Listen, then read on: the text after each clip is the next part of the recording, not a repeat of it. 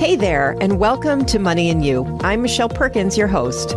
My search for more fulfilling work led me to career and business coaching, where I stumbled upon a game-changing discovery. Money issues often start with our mindset and habits. You see, our relationship with money is the key to overcoming those frustrating financial obstacles. As an entrepreneur, coach, and problem solver, I'm passionate about helping you create a great relationship with money. Because, turns out, that's the foundation for a limit-free life. Each week on Money and You, I speak with amazing guests about all things money, mindset, practical tips, and everything in between. We're here to give you new insights, education, and empowerment so money can be one of your favorite relationships. So join us for some lively conversations and let's transform your financial life together. Hello, hello. Welcome to another episode of the Money and You Show. Great guest today. I'm very excited to have on someone who shares my philosophy of having a limit-free life and also understands that all of this is very individual. So, instead of a sort of cookie cutter financial plan, he believes in really helping people to find their own way that will work for them and is unique as you are. So I want to just start with a quick bio. And I'm going to tell you a little about Mike Milligan, who's coming on the show today. He is founder of One Oak Financial, a virtual financial planning firm that prioritizes each client's individuality. He built the firm to combat the paralysis penalty, a pattern of one-size-fits-all financial advice that leaves people unprepared for Wall Street, insurance, and markets. Mike brings 30 years of experience, a specialized industry degree, and insights from big banks and insurance firms to deliver personalized strategies that protect and grow wealth. A certified financial planner, adjunct professor at Old Dominion University, podcast host, and author of 2 books, he's earned national recognition on CNBC, Fox, ABC, and NBC, along with awards in finance and sports coaching. Mike continues to expand One Oak Financial toward B Corp certification and Inc. 5000 recognition while living in San Juan, Puerto Rico with his family. Mike, welcome. Well, I'm glad to be here. It sounds like that's about the end of the podcast. Thanks for reading all my accomplishments. So, well, that's just Michelle, the beginning. That's just Michelle, so everybody knows how. So grateful to be here with you. I'm very grateful to have you here. I love your attitude and your approach to all of this, and I really feel like I love having guests on who can show the audience that it can. The financial plans you make can actually fit into what you want and your lifestyle and whatever situation you happen to be in. Because I think so many people run away from the whole thinking, I don't fit the mold. I'm not that person who can talk to a financial planner. I don't have it all together. And so I would love for you to just speak to that a little bit. You talked about the paralysis penalty. I'd love for you to expand on that as well. Well, that's where many people find themselves, is they feel themselves unprepared, uneducated, because the big banks, investment companies, the marketing machine that's out there now in the financial world has meant to say you can only do this if you're with me. And the truth is there's so much free education. There's so many courses that are available to people out there. There's so many financial coaches that exist to help you that you could begin a conversation now with better equipped if you spend some time actually working on who you are and your relationship with money first. And so the paralysis penalty is something that I coined and I talk about from stages and, with others it's when you hear something that's a good idea and it's a good idea, but you get paralyzed by implementing it because you don't know how to implement it. See, that's what happens so often in the Facebook, TikTok, Instagram society we live in now. You'll see a reel for somebody that's 42 seconds and be like, that sounds good. And then you go down a rabbit hole trying to figure it out by yourself. Or you actually get on the phone with somebody and they'll give you a plan that in their mind is a perfect financial plan, but they don't do a good enough job explaining it in terms that you understand. And so the paralysis penalty is real. It's because when you don't act, you miss opportunity. And missed opportunity is the penalty for not actually creating something that is uniquely yours. See, when you talk about we share some things in common, we both believe that people are unique. I believe they're one of a kind.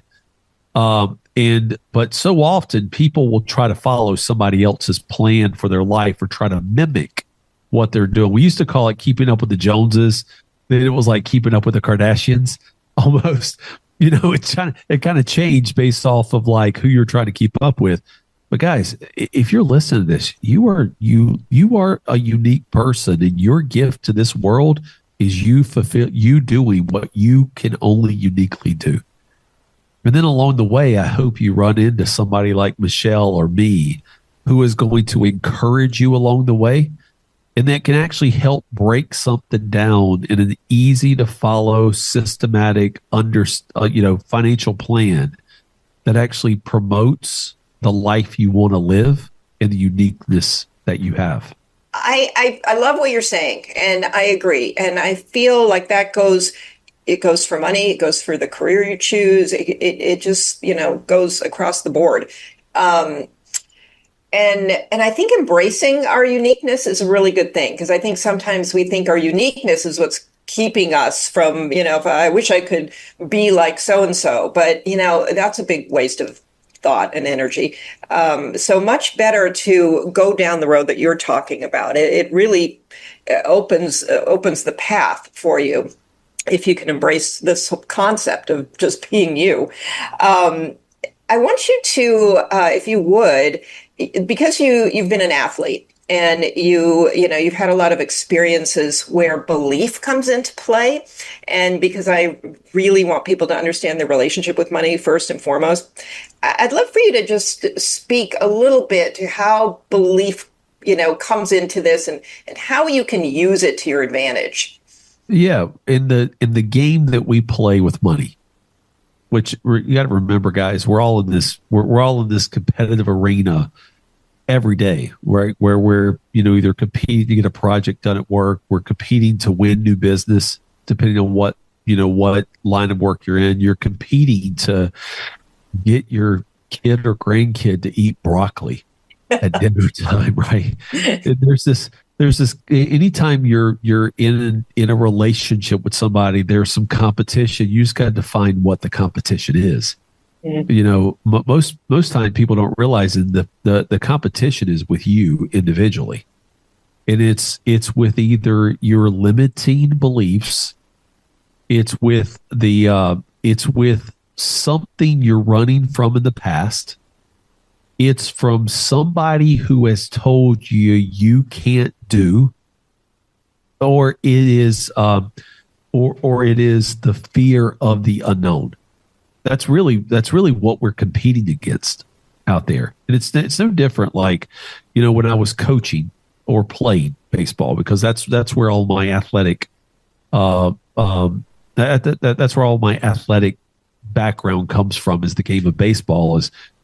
Baseball has a set of rules, and then they have a set of unwritten rules that, from a gentleman's standpoint, you don't break those rules. But what's interesting about unwritten rules, Michelle, is that they're unwritten. They're assumed, they're presumptions that you're not going to play the game that way. Unfortunately, guys, there's a lot of unwritten rules when it comes to money, right? They just don't make sense, right? And what they have is unwritten rules have been passed down from generation to generation to generation. They've been spread around the water cooler at work, or they have been just somebody's poor experience with a solution has created an unwritten rule that is just not true. And one of the things is there are basic rules of money, right? Spend less than you make. That's a hard and fast rule, right? It's a hard one to do as well. Yeah. Right. It's hard to do, but that is a rule, right? Yeah, Spend less than you make if you want to be financially prosperous. You know what?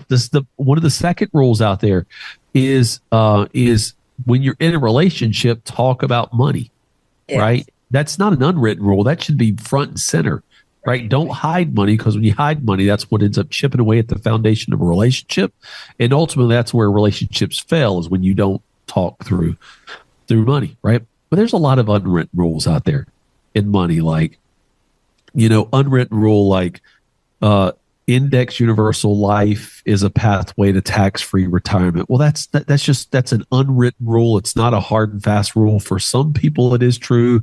In the media right now, this Bush saga that's going on right now, the NASCAR driver who lost a lot of money from that, is not true, right? There's other places like where I need to have all my money in the stock market. Other people say I don't need to have all my money in the stock market. But if you listen to somebody said I need all my money in the stock market, well, that's an unwritten rule that you apply to your life. See, you're unique, and in this game that we live called life, you have to really break free of what the hard and fast rules are for you, and then you have to chip away at the unwritten rules that are designed, like banks design these unwritten rules all the time, right? Where you need to put your money with us. We're safe. We're secure, right? We're not going to lose your money. Well, that's an unwritten rule, right? I mean, ask the people at Silicon Valley Bank in 2022 when it failed, right? People who had over the balance limits, what did they lose? Well, so it's an unwritten rule that banks can't lose money. Put your money with me as an advisor because of X, Y, and Z. Well, X, Y, and Z is unwritten rules, right? Unless you can actually verify them.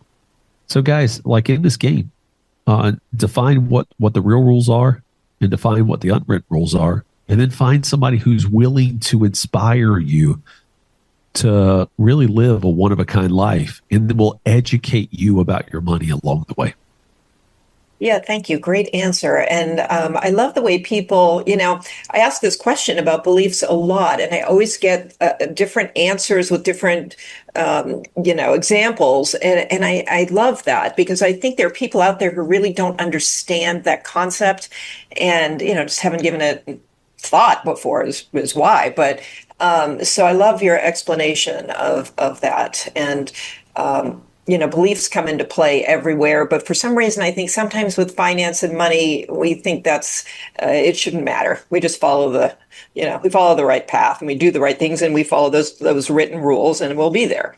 But then when it doesn't happen, we don't understand it, and that's kind of what happened to me. And then I had to realize that there's a whole underlying belief system and emotional aspect to this that drives our decisions. So, very interesting.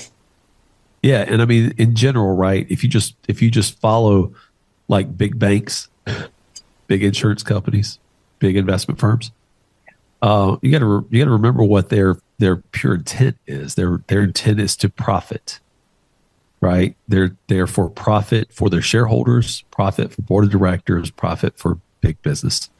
And not to say that all of them do things wrong, because I'm not saying that. Right. I'm just saying that their intent is not primarily about you. Right. It's about amassing as many U's as they possibly can. Yeah. Right. And then adding the profit of those U's together to create like earnings per share, to create growth of their stock. And right now, as we said in 2025, many of those big companies are generating record profits because people are blindly following them and following the path that was, may have worked 20 years ago or 40 years ago, but it may not work going forward. And what we like, the whole thing about money and you is your value, your accounts, everything you've accumulated in life has real value to you, right? If you only should work with somebody who also brings value on top of your money. Yeah. Right? Not where your account is the only value in the relationship. Mm-hmm. Mm-hmm. Yeah, that's great. And you actually got me going down a little rabbit hole in my mind. There are so many things that we do follow that actually we don't stop and analyze. Even as you were talking, I was thinking of Amazon and the idea. I don't particularly like using it very much. I do when I have to, but this idea that I have to have a screwdriver delivered to my house in like 4 hours versus going to the hardware store and getting one is bizarre, in my opinion. But that's where we've gotten to because they've kind of convinced us it's better this way. And it's one of these things where it just reminds me how easy it is to be persuaded towards something that we don't really need to be thinking about.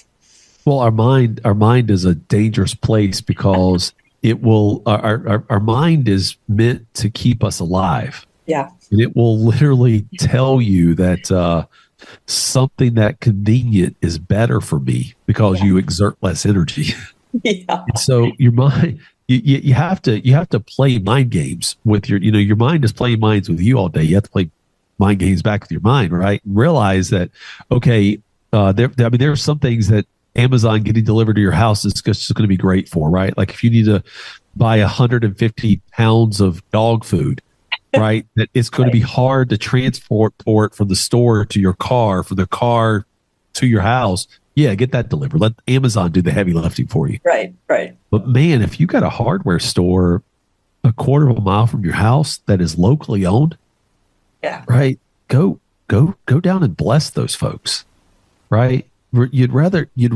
I mean, and there's a lot of those small businesses in our communities who have had to resort to like sending their product through Amazon to be able to make, to keep the lights on and employ people. But you're right. I mean, like if we could start thinking about financial decisions and like how does it impact, what is the real impact that we have?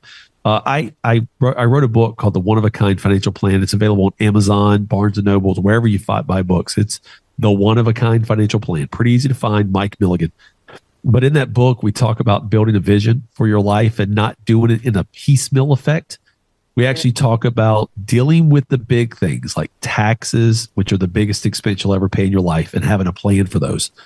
Retirement income to ease fear and anxiety, an investment plan that actually works for you, long-term care and legacy that, where you're taking care of the in your life. And legacy is like more than it. You got to have a will and trust. It's the basics, but it's about that ultimate I love you letter. But if you build these rules, right, or a plan, a written down plan in your life, it starts defining who you are. And like that rabbit hole you went down about the convenience of Amazon, writing a financial plan down is not easy. Yeah. It's not, but like it's necessary. And so there's a difference between what's easy and what's necessary. And some things that are necessary is like the building of a vision for your life, building an objective for why you're living. And with money, if you don't have it written down, it's easy to see money wasted by just throwing it to the wrong things or the wrong strategies. And then when you get to a point where you can't work 50 hours a week or 40 hours a week, now you've all, you can't physically work there. You still have to continue that because of the culmination of bad decisions along the way. Yeah, I love that you brought that up because those bad decisions along the way also kind of eat away at our, sense of identity, and we don't trust our own decision making. So then we go back into paralysis. We're afraid to make any decisions because we've made bad ones. Oh, right, and that's and like I call that deja vu. Okay. I mean, because we had these deja vu moments in our life where we're like, oh, we've been here before, and all of a sudden the hair starts standing up on your arms. Yeah, yeah. But like, there's money deja vu moments that happen all the time. If you subconsciously think about it, right? I have spent in this place before and have regretted it. Yeah. And here I am doing it again, right? We talk about in the One of a Kind Financial Plan retirement deja vu. That's somewhat of an experience I go through a lot. Okay. But it's also an experience that others see, right? Is like me, like my retirement deja vu is I'll have a meeting with somebody at 9 and 10:30 and noon and 2 and 3:30, right? Where somebody's coming in the first time and they'll tell me about their experience with money or their experience with their financial advisor, and it seems like it's deja vu for me. Yeah. And it's people who are saying, I have this much allocated in stocks, this much allocated in bonds. I don't have a plan for taxes. I don't have a plan for retirement income. And I was told to buy this insurance thing. And it's just like deja vu, because that's what the big institutions want. They want you to have this piecemeal effect, where this piecemeal effect leads to you depending on them, coming back to them for more, right? And it was all created, Michelle, like when Ray Kroc automated the Big Mac, when Henry Ford automated the car, right? The financial industry just realized that a little bit later, but like all the financial industry is given is 2 all beef patties, special sauce, lettuce, cheese, pickles, onions on a sesame seed bun. That's all they're given, right? It's the same thing. Whoever walks in the door, there's nothing wrong with a Big Mac. You just shouldn't have one every day, and you definitely shouldn't have the same plan that your neighbor has, or the neighbor beside that neighbor, the people sitting at the desk next to you. You need to have something custom that's uniquely yours, where you understand it, where you get educated, where you can ask the right questions and know what's important most for you and your family. Mm-hmm. Yeah, that's great. And that is an interesting analogy there. We have kind of automated things and the way other things have been automated. So I'd love for you to give us kind of an example maybe of, something that has been more customized that you won't get just walking into, basically any traditional. Yeah, I'm happy to do that. Right. I just, I could sit here and I could talk for hours about these, because because this is what we do every day, full time, sometimes going into overtime with our clients to do these. But I could think of, for instance, Mark, who I met with just last week. He's a soon to be, dad of high school graduates. Okay. He's a divorcee. Okay. But Mark has been very successful. He's saved quite a lot of money for retirement, but now he's in his mid-50s and he's ready to do something else. He's ready to spend more time surfing than he is working.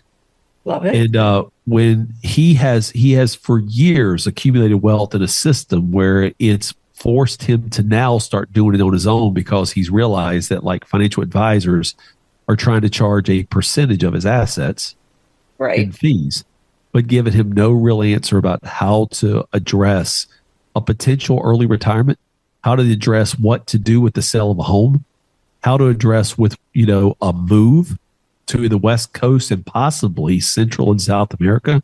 Mm. And, in building a customized plan for him, we talked about how to actually put his money in a place that's going to be tax efficient, where he doesn't break any rules and have penalties along the way for his money that's in retirement accounts. Mm-hmm. But, the end goal is going to be that Mark's going to be able to surf 300 days a year. Wow. He's going to spend a lot of time in the ocean, which is what he wants to do in his mid-50s when he can, before his back goes out or he has to have knee replacement surgery or hip, something happens where he can't do this. I could also think about Jude, who is 67. She's never been married before. And she was working, she had accumulated a lot of cash in her savings account. And, when I asked her, why did you do that? She said, I'm a conservative investor. And I asked her again, why are you a conservative investor? And she said, well, because, for a long time, I just didn't know where to put money. Well, why didn't you know where to put your money? And I asked her 3 or 4 more why questions. And she said, because, Mike, when I was 7 years old, I remember coming home from school and my parents putting me right to bed because they didn't have any money to feed me dinner.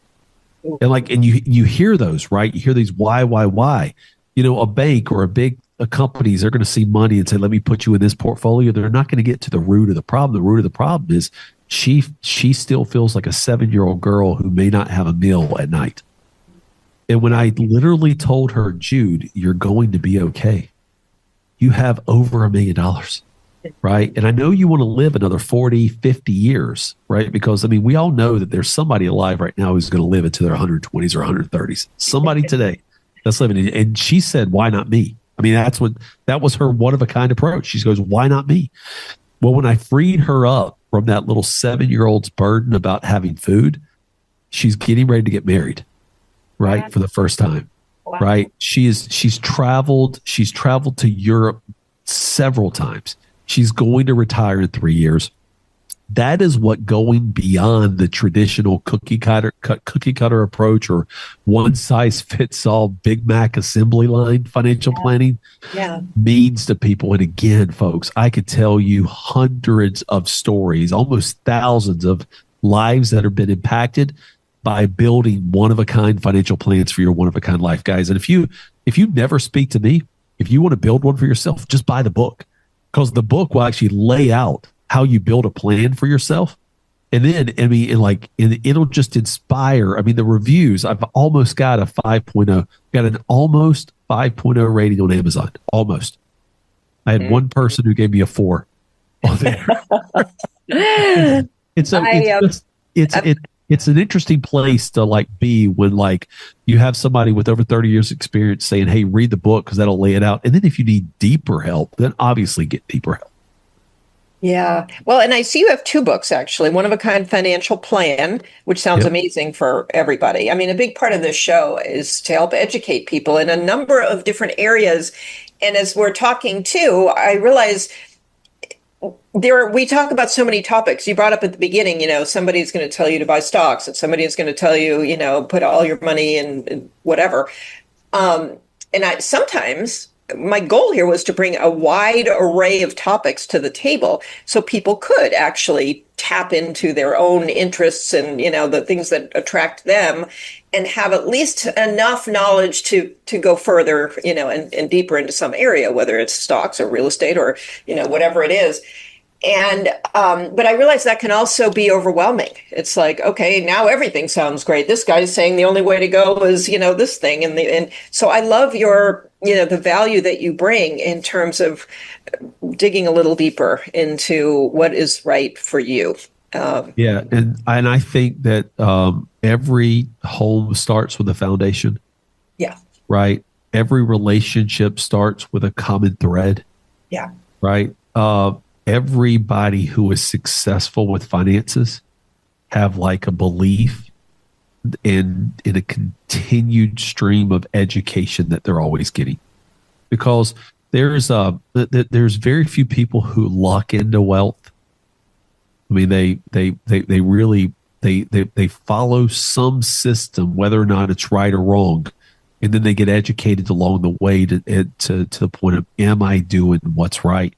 When I went on this journey, this creative journey, after I was really in the business for like 20 years at that time, when I started writing my first manuscripts and started appearing as podcast guest and creating a podcast and getting more on media, what I realized is that people are, as much as people are unique, financial plans come down to just a few common things, and the few common things lead you to then diverge off your own path. And so like wealth, most wealth is created in one of 3 areas, Michelle. It's in your company 401k plan. Some people call that a thrift savings plan, right? If you're working with the federal government, or 403b. Second place that people build wealth is they build it in real estate, in their primary home first, and then maybe they go out buy some more properties. And the third place they build wealth is in their small business.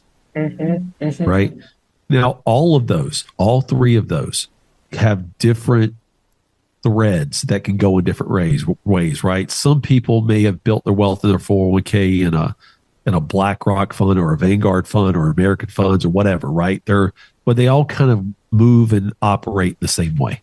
Real estate, right? A home in California is going to be different than a home in Alabama, in North Carolina, or Maine.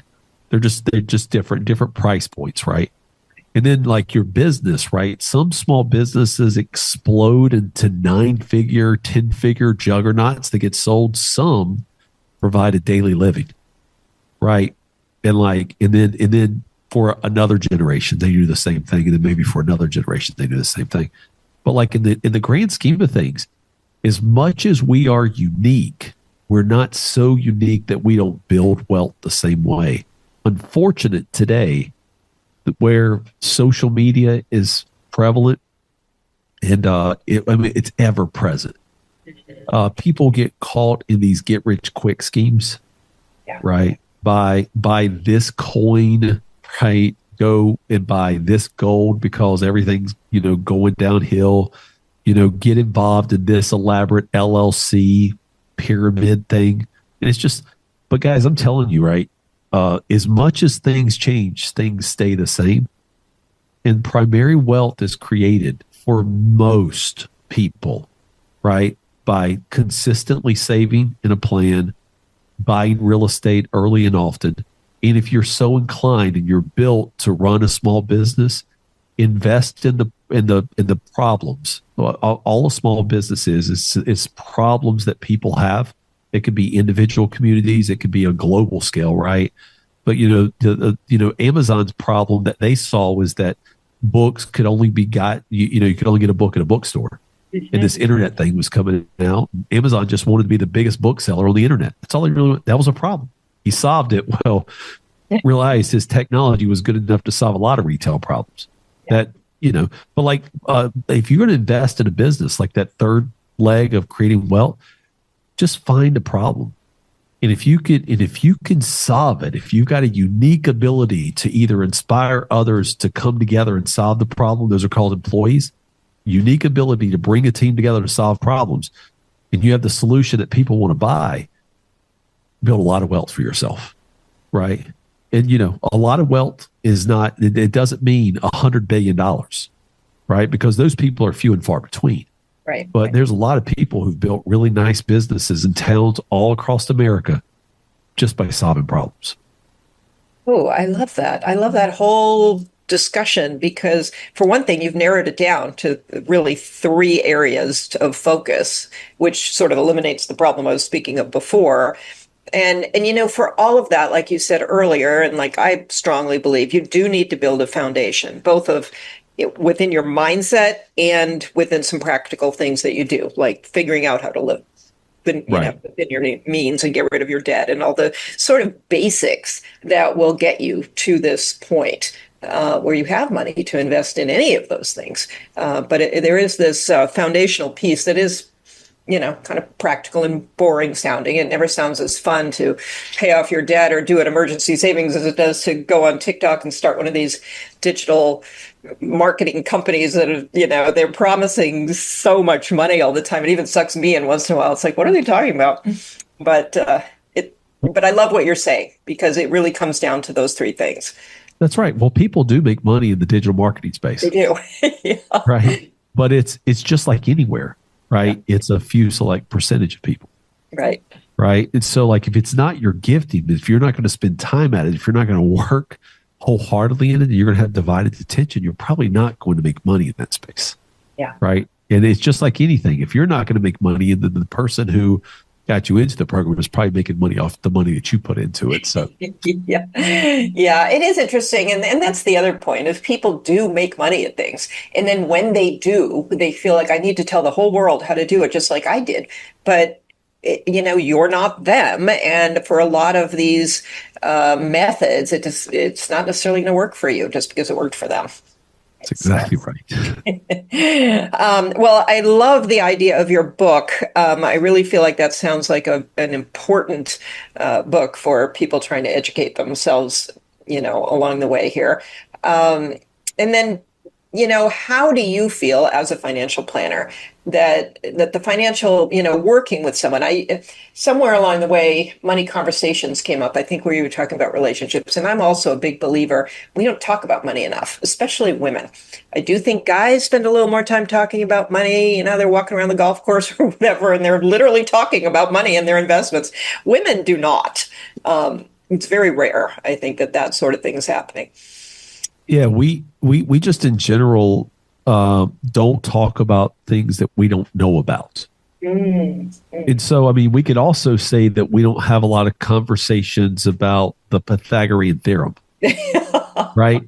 And we don't, and we don't have a lot of conversations around like the interpersonal relationships of the love dynamic that happens, between dolphins. Like we don't talk about those things because we don't understand them well. The one reason we don't talk about money a lot is because we think it's taboo. Yes.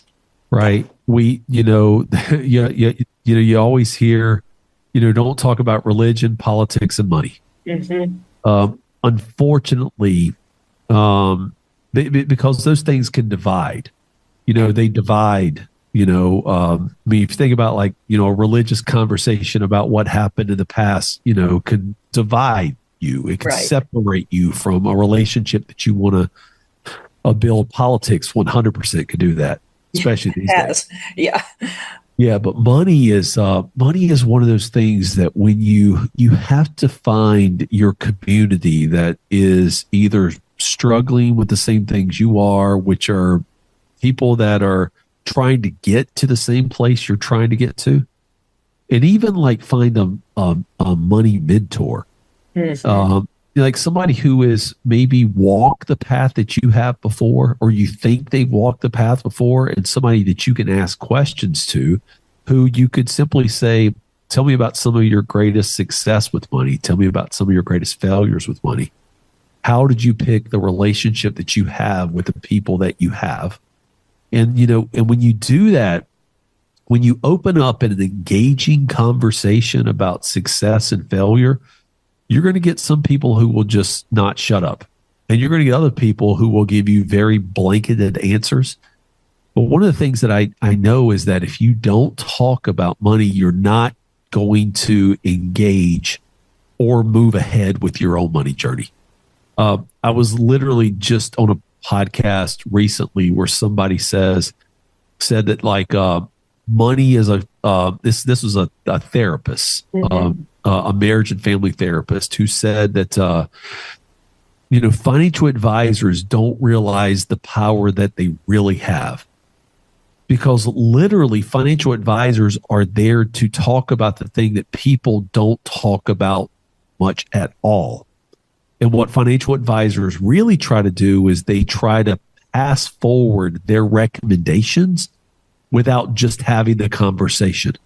And then if financial advisors would really do the job that they're called to do, which is have conversations, their calendars would be full of people, right? They would never lack for new people, new opportunities to have conversations with. And the financial advisor at that point should choose who they work with based off the personalities they like, and then push the people that the personalities are not onto somebody whose their personality fits better into. Because here's the thing about money, right? Like I'm a financial planner, I'm a financial advisor, and yes, my calendar's full. But you know why? It's because I just talk to people. Yeah. 90% of the people I talk to about money will never become a client of One Oak Financial. And the numbers are growing every day. It's pretty soon it's going to be more like 95 or 97%, because we're engaging in a dialogue that needs to be had. We're engaging in the dialogue about taxes and retirement income, investments, long-term care, and legacy, the one-of-a-kind financial plan, building the vision for your retirement.